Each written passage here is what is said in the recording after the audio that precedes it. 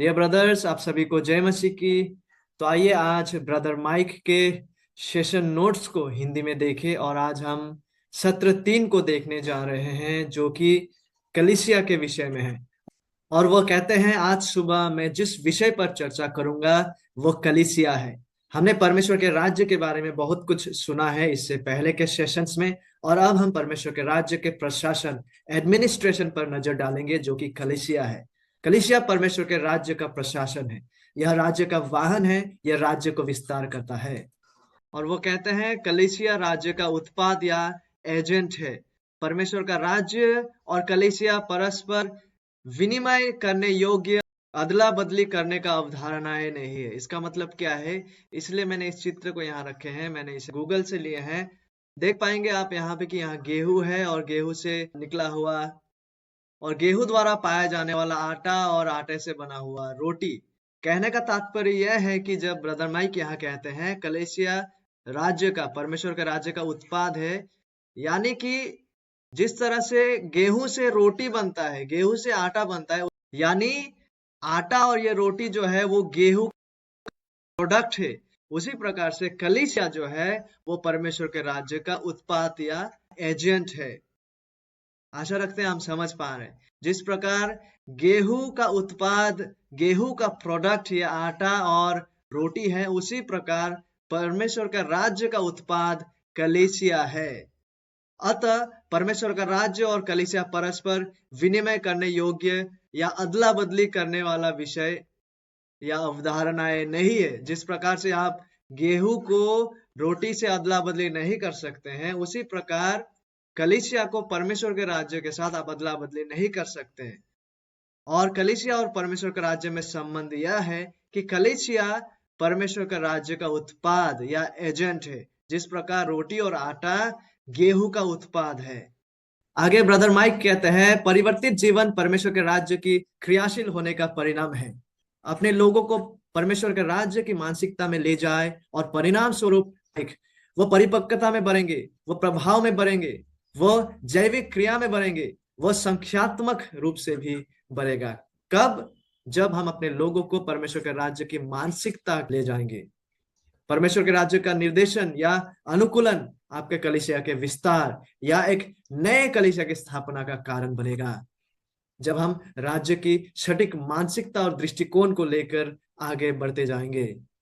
और वो कहते हैं प्रारंभिक कलीसिया को यहूदी धर्म के ढांचे में नहीं ढाला जा सकता था या एक संस्कृति का आदि नहीं बनाया जा सकता था, चाहे वो यहूदी, यूनानी या रोमी हो क्यों ना। राज्य का आधार ग्रहण करने वाला मसीह का कलीसिया संस्कृति या जातीयता या शैक्षिक या आर्थिक मानकों की सीमाओं को पार करता है। और ब्रदर माइक ने यशायाह के जैसे यह दाखलता फैलते जाता है और फलवंत होता है, उसी प्रकार कलीसिया को भी राज्य का जीवन शैली जीते हुए फैलते जाना है। और यह सबसे पहले आपके अपने व्यक्तिगत जीवन से आरंभ होता है कि राज्य को सबसे पहले हमारे अपने व्यक्तिगत जीवन में आना है। हमारे व्यक्तिगत जीवनों में हमें पवित्रीकरण, पवित्रता, ईश्वर भक्ति में बढ़ते जाना है। हमारे व्यक्तिगत जीवन में हमें बाइबल के आधार पर क्रम के अनुसार जीने को सीखना है। और फिर हमारे परिवारों में, हमारे पत्नियों के साथ एक दूसरे के रिश्ते में, हमारे बच्चों के साथ हमारा रिश्तों में, परिवार को सटीक रीति से देखभाल करने में, परिवारों में परमेश्वर के राज्य का वास्तविकता को जीने के द्वारा, और फिर कलीसिया में। और फिर इस प्रकार से कलीसिया जो है जैसे एक दाखलता फैलते जाता है और फलवंत होता है, उसी प्रकार से हम व्यक्तिगत जीवन से आरंभ करते हुए, अपने परिवार से आरंभ करते हुए हम कलीसिया के रूप में फैलते जाएंगे। इस चित्रण का उदाहरण उन्होंने यशायाह का पुस्तक में से दिया था।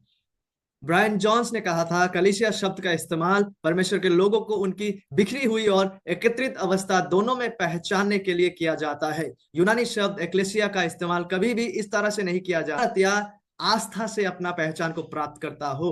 यह इस तथ्य से अपनी पहचान पाता है कि यह शब्द उन लोगों की पहचान करने के लिए इस्तेमाल किया जाता है जो मसीह के जरिए सीधे परमेश्वर से जुड़े हुए हैं। यह परमेश्वर के लोग हैं। इस अभिव्यक्ति का इस्तेमाल नए नियम में किसी शहर, कस्बे या पूरे क्षेत्र में एकत्रित प्रकृति या स्वरूप को इंगित करने के लिए किया जाता है, जैसे यरूशलेम में एकत्रित कलीसिया, अंतिकिया में एकत्रित परमेश्वर के लोग, फिलिपी पे एकत्रित परमेश्वर के लोग, साथ ही निजी घरों में एकत्रित हुए परमेश्वर के लोग। कलीसिया परमेश्वर के इन लोगों को व्याख्या करने के लिए इस्तेमाल किया गया है जिन्हें परमेश्वर ने बुलाया है, जो मसीह के माध्यम से सीधा परमेश्वर के साथ जुड़ा है। आप साथ में रोमी 16 अध्याय 5 पद और कुलसियों 4 अध्याय 15 पद को पढ़ सकते हैं। प्रेरितों का कार्य 5 अध्याय 42 पद कहता है, वे प्रतिदिन मंदिर में और घर घर में उपदेश करने और इस बात का सुसमाचार सुनाने से कि यीशु ही मसीह है, ना रुके।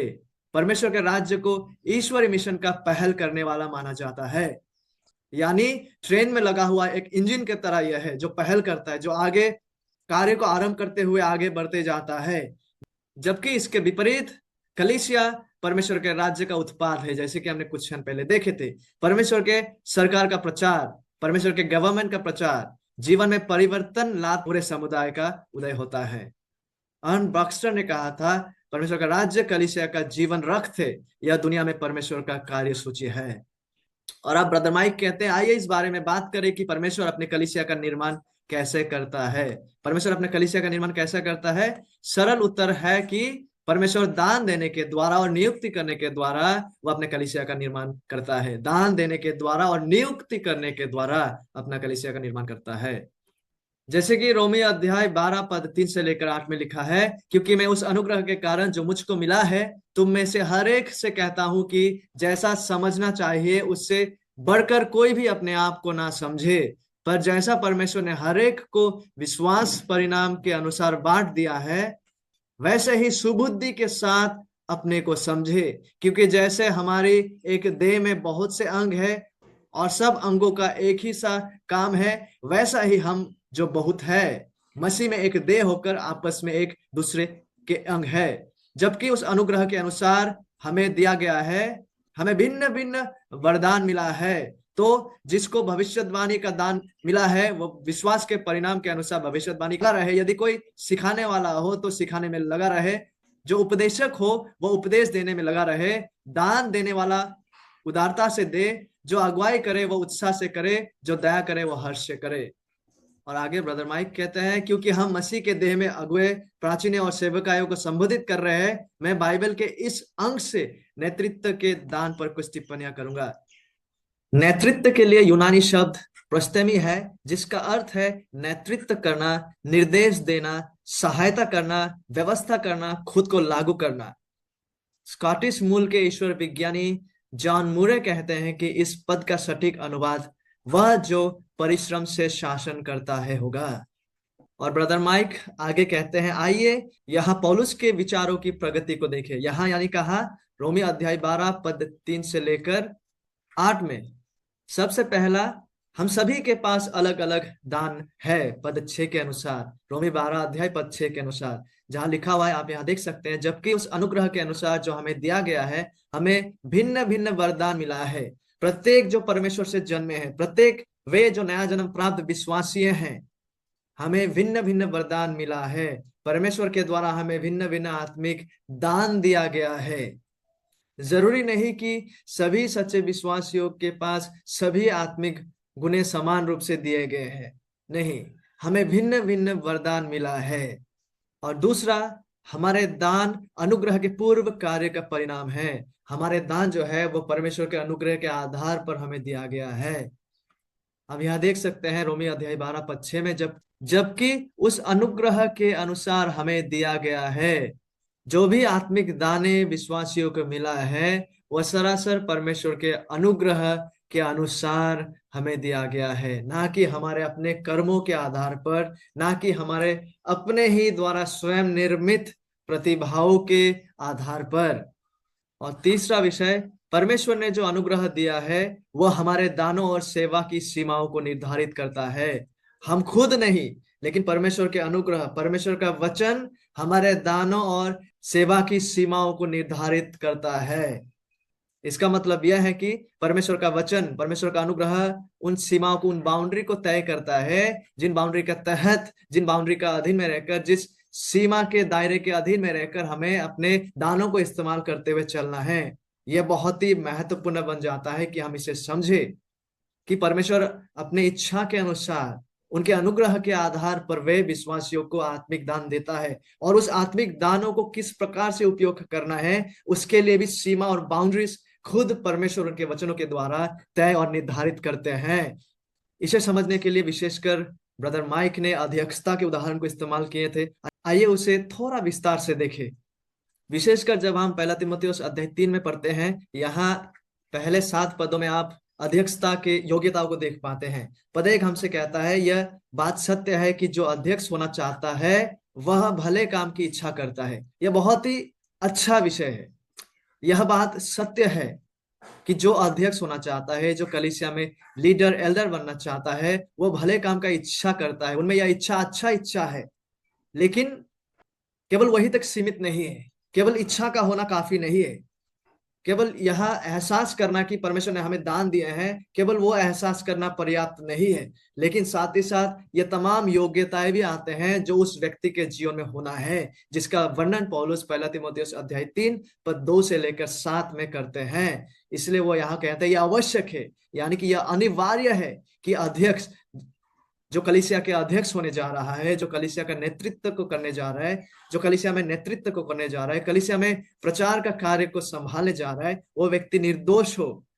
और विशेषकर इस बात पर ब्रदर माइक ने जोर दिए थे कि उसे एक ही पत्नी का पति होना है, यानी कि उसे एक ऐसा व्यक्ति होना है जो पति है, जो मेल या परिपक्व पुरुष की ओर इंगित करता है। एक ही पत्नी का पति, पति यहाँ पर जेंडर मेल यानी कि पुलिंग की ओर, पुलिंग को संबोधित करते हुए बात किया जा रहा है। जो व्यक्ति अध्यक्ष होंगे उसे निर्दोष होने के साथ साथ एक ही पत्नी का पति, यानी कि he has to be a mature godly male person, जो व्यक्ति अपने विवाह में विश्वास योग्य रूप से जी रहे हैं।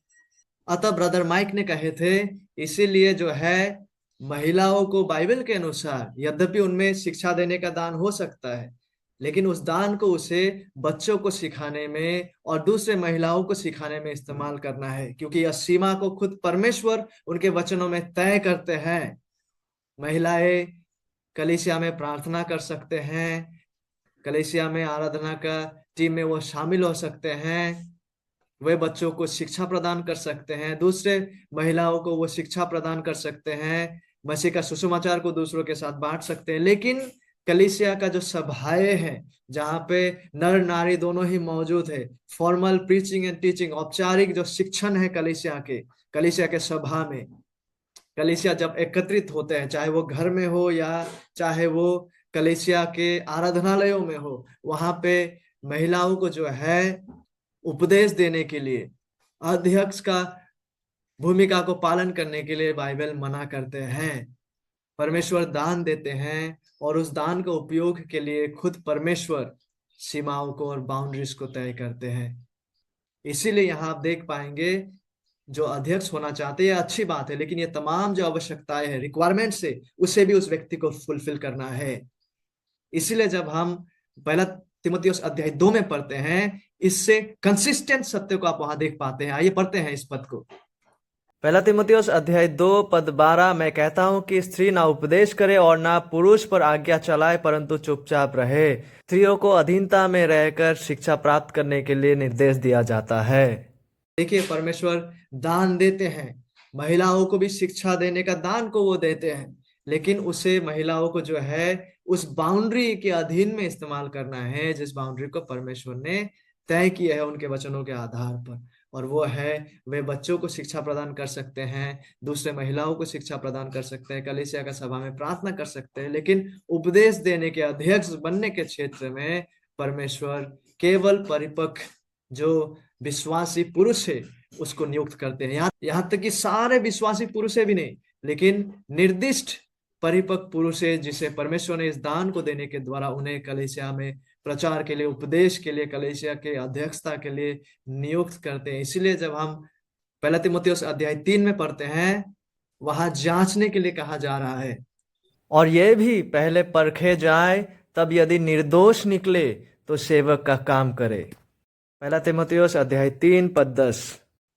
और पहला तीमुथियुस अध्याय 5 पद 22 में कहा गया है, किसी पर शीघ्र हाथ न रख और दूसरों के पापों में भागी ना होना, अपने आप को पवित्र बनाए रख। यहाँ तक कि सारे जो पुरुष हैं, सारे जो विश्वासी पुरुष हैं, उन्हें भी अध्यक्षता और कलीसिया में प्रचार के लिए नियुक्त नहीं किए गए हैं। निर्दिष्ट रूप से परमेश्वर परिपक्व पुरुषों को नियुक्त करते हैं इस कार्य के लिए, और उन व्यक्तियों को कलीसिया में पहचाना जाता है जब सटीक समय आता है, जब उनके जीवनों को जांच के देखा जाता है, जब उनके व्यवहार को, जब उनके सैद्धांतिक समझ, उनके पारिवारिक संबंध, जब उनके चाल चलन को जांच के ये देखा जाता है, और कलीसिया ये देखते हैं कि सचमुच परमेश्वर ने इस व्यक्ति को वो दान दिए हैं, तो कलीसिया उससे पहचानते हैं और एक प्रचारक के रूप में सम्मति देते हैं। इसलिए यहाँ पौलुस कहते हैं किसी पर शीघ्र हाथ ना रखना, यानी कि किसी पर यूं ही शीघ्र ही या तुरंत ही उन्हें सेवकाई के लिए नियुक्त मत करना, और दूसरों के पापों में भागी ना होना, अपने आप को पवित्र बनाए रख। तो मुख्य तात्पर्य यह है कि परमेश्वर दानों को देते हैं, लेकिन उस दानों को उपयोग करने के लिए, उन दान को इस्तेमाल करने के लिए जो सीमाएं हैं, जो बाउंड्री से, उसे भी खुद परमेश्वर तय करते हैं परमेश्वर के वचनों के द्वारा। क्योंकि परमेश्वर पवित्र आत्मा कभी भी विश्वासियों को उनके खुद के वचन, परमेश्वर के वचन के विरोधाभास में जीने के लिए प्रेरित नहीं करेंगे, वरन हमें प्रेरित करेंगे ताकि हम परमेश्वर के वचनों के अधीन में होकर अपने जीवन को जिए। केवल इच्छा का रहना, चाहत का रहना पर्याप्त नहीं है, उन्हें परखा जाना है, मूल्यांकन किया जाना है और जांचा जाना है कि क्या वाकई में परमेश्वर ने उस व्यक्ति को वो दान दिए हैं, क्या वो वाकई में वो गुणे उनके जीवन में है, जिसके विषय में पौलुस पहला तीमुथियुस अध्याय 3 में व्याख्या करता है। तो तीसरा विषय यही था, परमेश्वर ने जो अनुग्रह दिया है वह हमारे दानों और सेवा की सीमाओं को तय और निर्धारित करता है। और चौथा विषय, कुछ लोगों को नेतृत्व करने के लिए एक अलग अनुग्रह दिया गया है, जैसे कि पद 8 हमसे कहता है, सभी को नहीं, सभी विश्वासी पुरुषों को भी नहीं, लेकिन कुछ लोगों को। रोमियो 12 अध्याय 8 आगे चलकर जो अगुवाई करे, कुछ निर्दिष्ट परिपक्व पुरुष विश्वासियों को परमेश्वर ने इस दान को दिए हैं, लीड करने का, नेतृत्व करने के लिए परमेश्वर ने अपने अनुग्रह से उस व्यक्ति को दान दिए हैं। और पांचवा विषय, नेतृत्व करने का अनुग्रह एक उत्साही और मेहनती चिंता से प्रदर्शित होता है, जो कि शब्द उत्साह का अर्थ है, जिस उत्साह को यहाँ उपयोग किया गया है। तो रोमियो अध्याय 12 पद 3 से लेकर 8 में पौलुस के जो थॉट का जो प्रोग्रेशन है, उनके विचारों के प्रगति को हम देख पाते हैं, जिन बातों को ब्रदर माइक ने हमारे सम्मुख रखे थे। पौलुस यहाँ पद 3 में कहता है, रोमियो अध्याय 12 पद 3 में, क्योंकि मैं तुम में से हर एक से कहता हूं कि जैसा समझना चाहिए उससे बढ़कर कोई भी अपने आप को ना समझे, पर जैसा परमेश्वर दिया है वैसा ही सुबुद्धि के साथ अपने को समझे।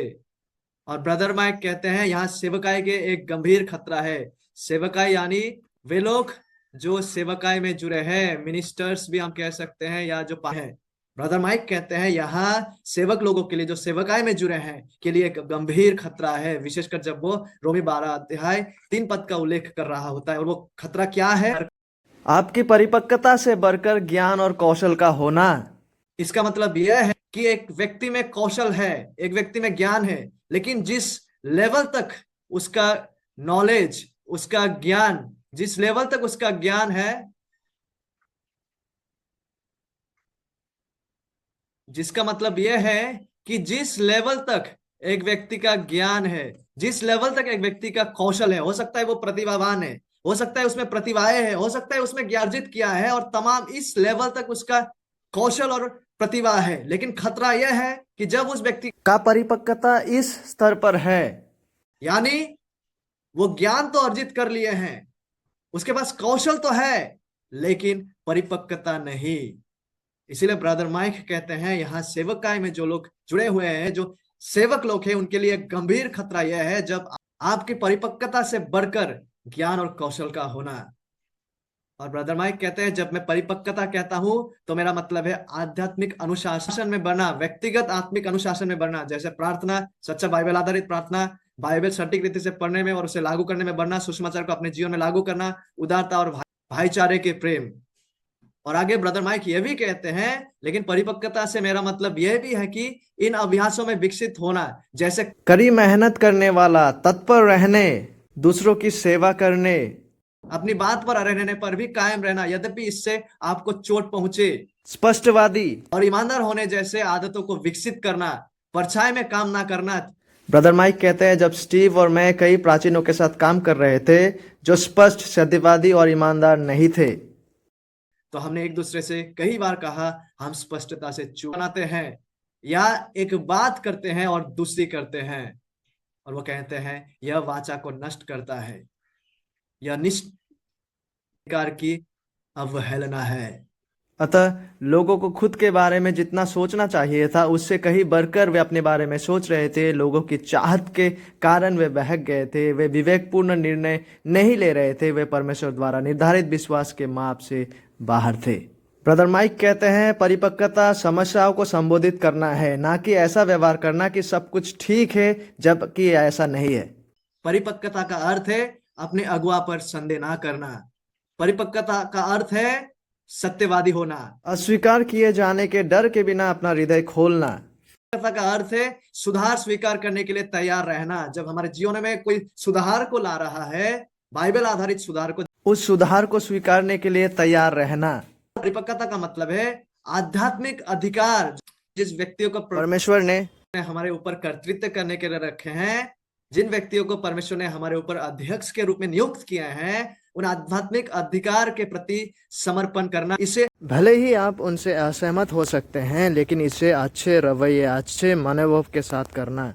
यानी खुद को जब हम समर्पण कर रहे हैं, उन्हें अच्छे रवैये के साथ हमें करना, यह परिपक्वता है। कठोर या आलोचनात्मक बने बिना अपने मन और हृदय से विनम्रता पूर्वक बोलने सीखना।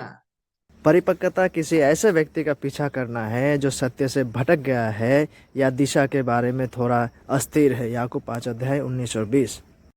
और परिपक्वता का मतलब है आध्यात्मिक अधिकार। फिर से एक बार ब्रदर माइक दोहरा रहे हैं, यानी जिन व्यक्तियों को परमेश्वर ने हमारे ऊपर आत्मिक अधिकार के रूप में रखे हैं उनके प्रति समर्पण करना। भले ही आप उनसे असहमत हो, लेकिन आपके ऊपर परमेश्वर ने जिन आत्मिक अधिकारों को रखे हैं उनके प्रति समर्पण करना। भले ही आप उनसे असहमत हो सकते हैं, लेकिन उनके प्रति समर्पण करना, यही परिपक्वता है। और जब हम ऐसा कर रहे हैं तो हम उसे अच्छे मनोभाव के साथ हमें करना है। और ब्रदर माइक आगे कहते हैं, हम बहुत सारी जानकारी जान सकते हैं, बाइबल का पदों का हवाला दे सकते हैं, हम बाइबल को कोट कर सकते हैं, हम बाइबल के बारे में बहुत सूचना जान सकते हैं, ठोस सिद्धांत का प्रचार भी कर सकते हैं। बावजूद इसके यह संभव है कि आप अपने हृदय के स्तर पर और ईमानदारी के स्तर पर अपरिपक्व हो सकते हैं। ये बहुत ही चुनौतीपूर्ण बात है। वो कहते हैं हम बहुत सारी जानकारी जान सकते हैं बाइबल के बारे में, हम कोट कर सकते हैं बाइबल के पदों को, हम यहां तक कि ठोस सिद्धांत का प्रचार भी कर सकते हैं। बावजूद इन सब के ब्रदर माइक कहते हैं यह संभव है कि अपने हृदय के स्तर पर, आपके जीवन की गहराई, आपके हृदय के स्तर पर, the core of your heart, ईमानदारी के स्तर पर आप अपरिपक्व हो सकते हैं। और पौलुस ऐसे लोगों को मसीह में शिशु कहते हैं। वे आत्मिक नहीं है, वे परिपक्व नहीं है, वे शारीरिक है जो केवल मनुष्य की तरह चलते हैं। 1 कुरिन्थियों 3:1। और आगे ब्रदर माइक जिन बातों को कहने जा रहे हैं यह सचमुच बहुत ही चुनौतीपूर्ण है। वो कहते हैं संपूर्ण पवित्र शास्त्र में से मसीह का उपदेश कैसे दिया जाए यह जानना संभव है। संपूर्ण पवित्र शास्त्र में से मसीह का उपदेश या मसीह के विषय में प्रचार कैसे किया जाए यह जानना संभव है। एक व्यक्ति जान सकते हैं कि संपूर्ण पवित्र कैसे प्रचार किया जाए, यह जानना संभव है बगैर मसीह केंद्रित हृदय का होते हुए भी। कोई मसीह के बारे में प्रचार करते हुए भी यह संभव है कि वो संपूर्ण पवित्र शास्त्र से सुसमाचार को भी प्रचार कर रहे, बावजूद इसके यह संभव है कि वह व्यक्ति खुद अपने हृदय के स्तर पर मसीह केंद्रित नहीं है। क्रूस के सम्मुख रोए बिना प्रायश्चित का सिद्धांत का दूसरों को प्रचार करना संभव है। आप जिन लोगों के सामने प्रचार कर रहे हैं, जिन्हें संबोधित भावित करना संभव है। और ब्रदर माइक आगे कहता है व्याख्यात्मक रूप से, यानी कि सटीक बाइबल आधारित प्रचार देना, जहां आप सटीक रीति से अध्ययन करते हुए सटीक प्रयोग को आप कर रहे हैं, यह करना संभव है। जहां एक व्यक्ति व्याख्यात्मक रूप से सटीक प्रचार कर रहे हैं, लेकिन मसीह के बजाय वे अपने आप को महिमान्वित कर रहे हैं। कि एक व्यक्ति बेहतरीन तरीके से प्रचार कर रहे हैं, लेकिन वह मसीह के बजाय अपने आप को ही महिमान्वित या महिमान्वित कर रहे हैं, यह संभव है। और ब्रदर माइक आगे कहते हैं, स्वयं छिपे हुए गुप्त पाप को आश्रय देते हुए पवित्रीकरण को कैसे प्रचार किया जाए, यह जानना संभव है। यानी कि कोई व्यक्ति खुद अपने जीवन में पवित्रीकरण में नहीं बढ़ रहे हैं, ईश्वर भक्ति में नहीं बढ़ रहे हैं, खुद अपने जीवन में गुप्त पाप को आश्रय दिए हुए बैठे हैं, बावजूद इसके यह संभव है कि वह व्यक्ति दूसरों के सामने प्रचार कर रहे हैं कि पवित्रता में कैसे जीना चाहिए। यह संभव है। स्वयं छिपे हुए गुप्त पाप को आश्रय देते हुए पवित्रीकरण को कैसे प्रचार किया जाए, यह जानना संभव है।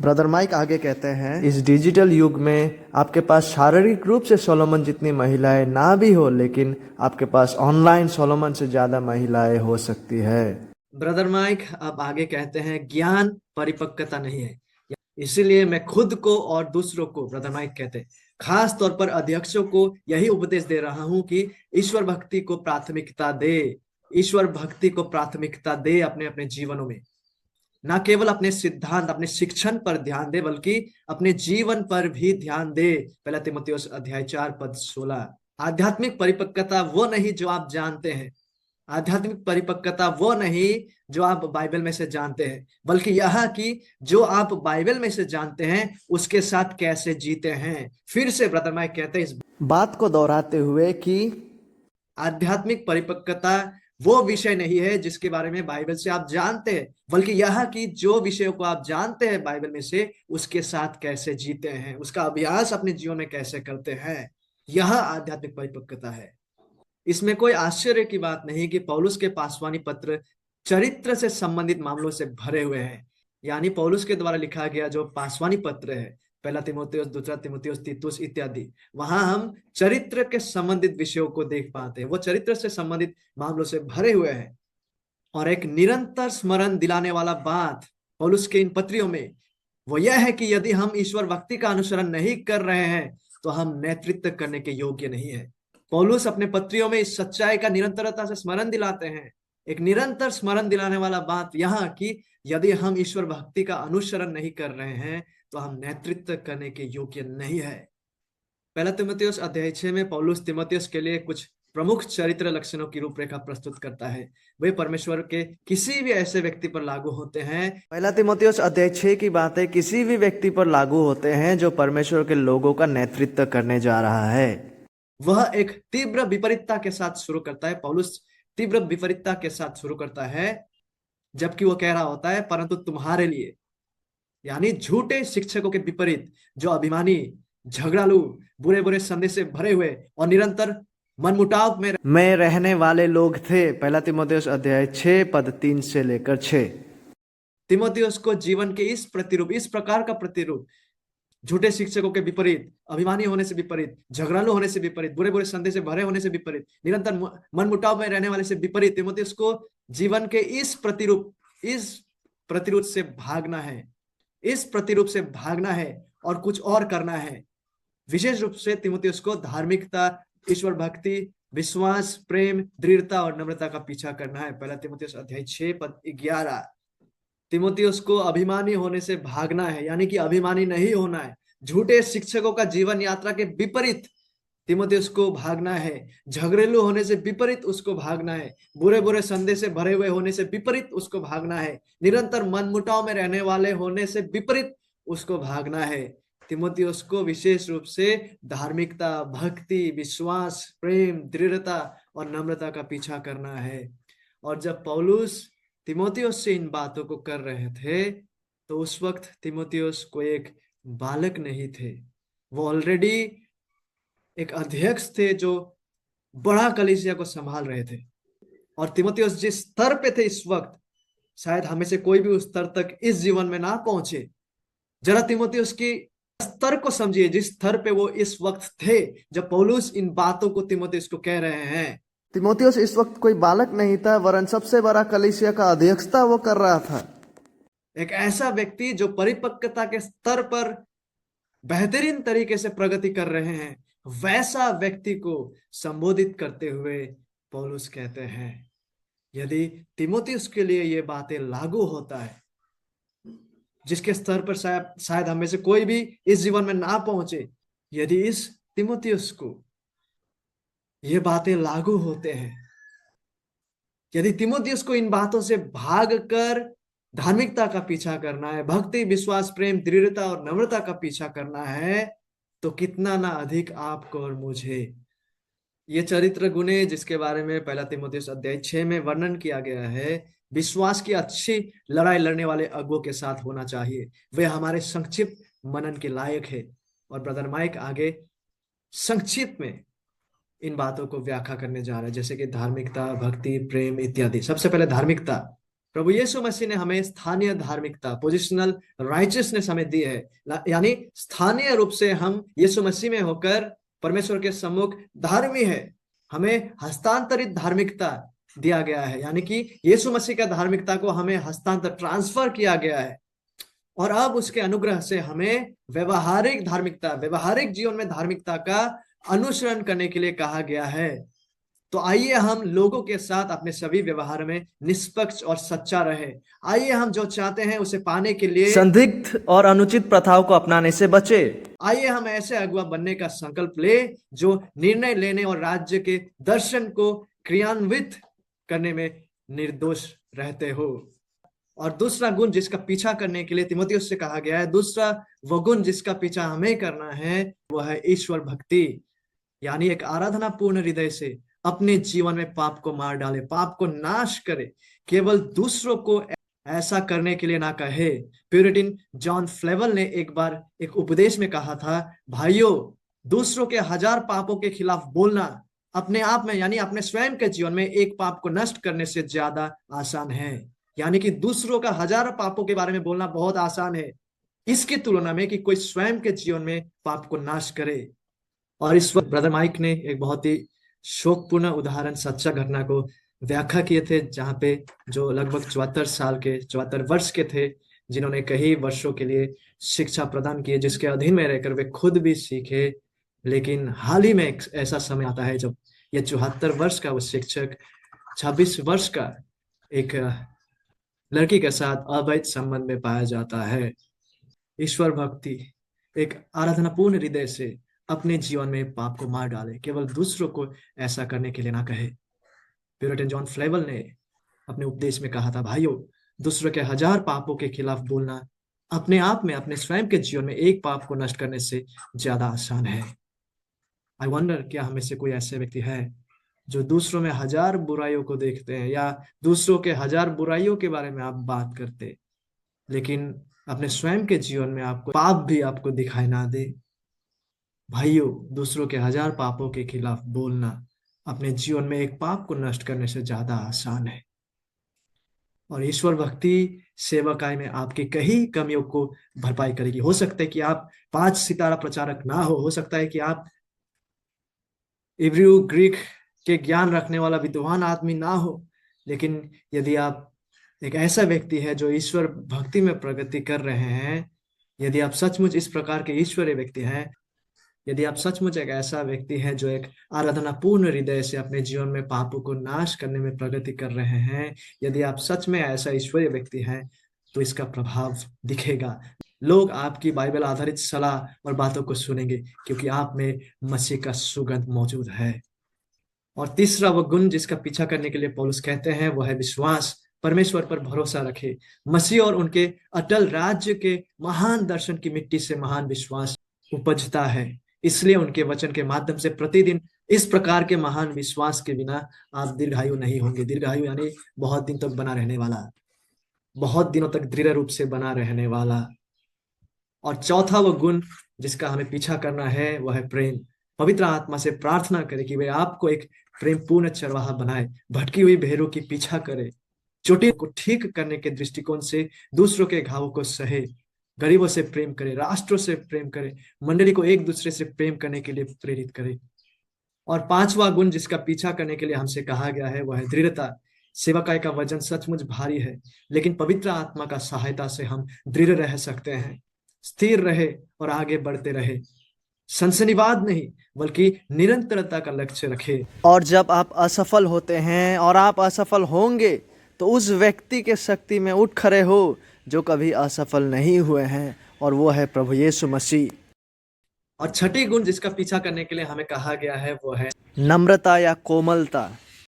ये गुण शायद जो अक्सर आज के आधुनिक युग में सफल अगुओं की विशेषता होते हैं उसके बिल्कुल विपरीत है। फिर भी यहाँ साथ ही साथ प्राचीनों के लिए अपनी योग्यताओं में पौलुस नम्रता पर प्रकाश डालता है। जब हम पहला तीमुथियुस अध्याय 3 पद 3 में देखते हैं, यह कलीसिया के प्राचीन होने का एक योग्यता है, यह कलीसिया के अध्यक्ष होने का एक योग्यता है।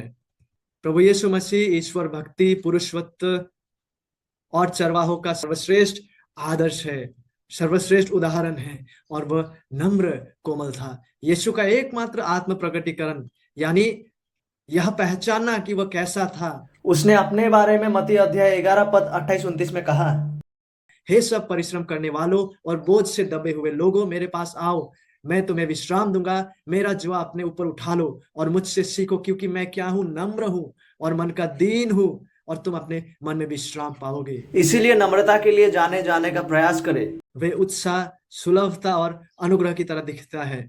याद रखें कि नम्रता कमजोरी नहीं है। यीशु को याद करें जिन्होंने शक्ति और अधिकार को नम्रता और कोमलता के साथ जोड़ा। हमें ऐसा अगुओं की जरूरत है जो ईश्वर भक्ति को प्राथमिकता देते हैं, ऐसे लोग जो मुख्य चरवाहा यीशु को प्रतिबिंबित करते हैं, यानी प्रभु यीशु मसीह का चरित्र को अपने जीवन में अभ्यास में लाते हैं। तो फिर से परमेश्वर अपने कलीसिया का निर्माण कैसे करते हैं? दान और नियुक्ति के द्वारा परमेश्वर अपने कलीसिया का निर्माण करते हैं। पहला कुरिन्थियों के अध्याय 12 की पद 4 से लेकर 11 में देखिए, वरदान तो कई प्रकार के हैं परंतु आत्मा एक ही है, और सेवा भी कई प्रकार के हैं परंतु प्रभु एक ही है, और प्रभावशाली कार्य कई प्रकार के हैं परंतु परमेश्वर एक ही है, जो सब में हर प्रकार का प्रभाव उत्पन्न करता है।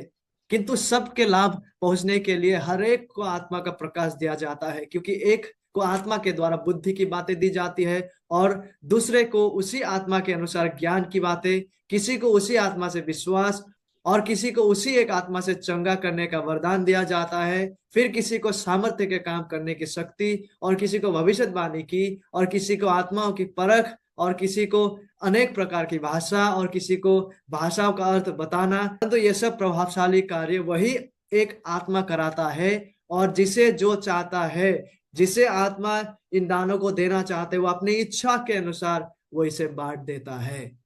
इफिसियों अध्याय 4 पद 11 से लेकर 16, उसने कुछ को प्रेरित नियुक्त करके, और कुछ को भविष्यद्वक्ता नियुक्त करके, और कुछ को सुसमाचार सुनाने वाला नियुक्त करके, और कुछ को रखवाले और उपदेशक नियुक्त करके दे दिया, जिससे पवित्र लोग सिद्ध हो जाए और सेवा का काम किया जाए और मसीह के देह उन्नति पाए, जब तक कि हम सब के सब विश्वास और परमेश्वर के पुत्र के पहचान में एक न हो जाए, और एक सिद्ध मनुष्य न बन जाए, और मसीह के पूरे डील डोल तक न, ताकि हम आगे को बालक न रहे, जो मनुष्य की ठग विद्या और चतुराई से, उनके भ्रम की युक्तियों के और उपदेश के हरेक झोंके से उछाले और इधर उधर घुमाए जाते हो, वरन प्रेम में सच्चाई से चलते हुए सब बातों में उसमें जो सिर है अर्थात मसीह में बढ़ते जाए, जिससे सारी देह हरेक जोर की सहायता से एक साथ मिलकर और एक साथ गठकर उस प्रभाव के अनुसार जो हरेक अंग के ठीक ठीक कार्य करने के द्वारा उसमें होते हैं, अपने आप को बढ़ाती है कि वह प्रेम में उन्नति करते जाए।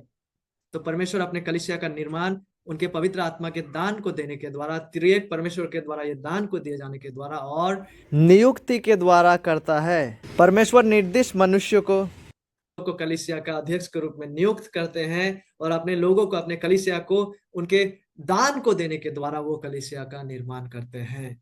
किसी भी संगठन में नेतृत्व को परिभाषित करने के बारे में तुरंत सवाल उठते हैं। जब हम कलीसिया पर विचार करते हैं तो बाइबल 2 बहुत ही महत्वपूर्ण प्रश्न उठाती है और उनका उत्तर देती है, और वो सवाल यह है कि यह किसका मिशन है। स्टीव ओटोलिनी द्वारा दिया गया उत्तर सबसे अच्छा है, यह परमेश्वर का मिशन है, हमारा नहीं। कलीसिया स्वयं अपना मिशन को नहीं बनाता, हम स्वयं अपना कार्यसूची, अपना दर्शन को नहीं बनाते। बाइबल कलीसिया के लिए परमेश्वर के मिशन को निर्धारित करती है। और कलीसिया का मिशन क्या है? बाइबल कलीसिया के मिशन को कई अलग अलग संदर्भों में बताती है। जैसे कुलुसिया अध्याय 1 पद 15 से लेकर 20, वो तो अदृश्य परमेश्वर का प्रतिरूप और सारी सृष्टि में पहलौता है, क्योंकि उसी में सारी वस्तुओं की सृष्टि हुई, स्वर्ग की हो अथवा पृथ्वी की, देखी या अनदेखी, क्या सिंहासन, क्या प्रभुताएं, क्या प्रधानताएं, क्या अधिकार, सारी वस्तुएं उसी के द्वारा और उसी के लिए सृजी गई है। वही सब वस्तुओं में प्रथम है और सब वस्तुएं उसी में स्थिर रहती है।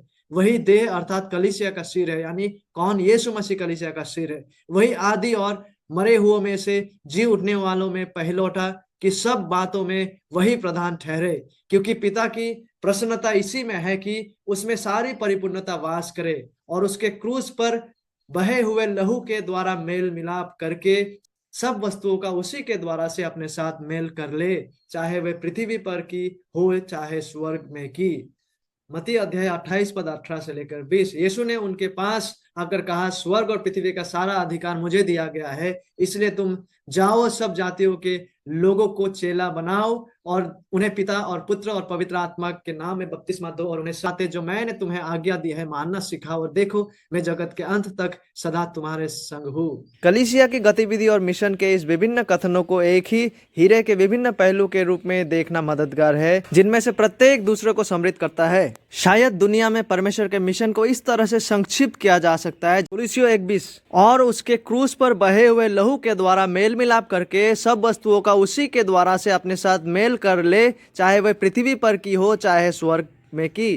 कुलुसियों 1:10 की समयों के पूरे होने का ऐसा प्रबंध हो कि जो कुछ स्वर्ग में है और जो कुछ पृथ्वी पर है, सब कुछ वह मसीह में एकत्र करे। ब्रदर माइक कहते हैं शायद दुनिया में परमेश्वर के मिशन को इस तरह से संक्षिप्त रूप में कहा जा सकता है। कलीसिया पृथ्वी में मसीह का देह है। कलीसिया राज्य का जीवन रक्त है। कलीसिया वो माध्यम है जिसके द्वारा दुनिया जानेगी कि यीशु मसीह प्रभु है और जिसके माध्यम से सभी विश्वासी मसीह में परिपक्वता और मसीह के ज्ञान में, विश्वास में एकता तक पहुंचेंगे। परमेश्वर के मिशन को पूरा करने के लिए, सभी चीजों को अपने साथ एकत्र करने के लिए परमेश्वर कलीसिया को राज्य के सुसमाचार को फैलाने के लिए दुनिया में भेजता है, जो कि परमेश्वर के राज्य की सुसमाचार का प्रचार करना है और अपने सामुदायिक जीवन में इस उद्धार और पुनरुत्थान के संदेश को समाविष्ट करना है। तो आखिरकार ब्रदर माइक पूछते हैं, तो हमारा विजन या दर्शन क्या है? हमारा मिशन क्या है? हम किसके लिए खड़े हैं? और उत्तर है कलीसिया को सुसज्जित या प्रशिक्षित करने, खोए हुए लोगों तक पहुंचने, बपतिस्मा देने, शिष्य बनाने, परमेश्वर का महिमा इस प्रकार से करने। तो यहीं पे आकर सेशन 3 सत्र 3 समाप्त होता है और सत्र 4 सेशन 4 के नोट्स को हम अगली बार देखेंगे। तब तक के लिए बने रहिएगा। धन्यवाद।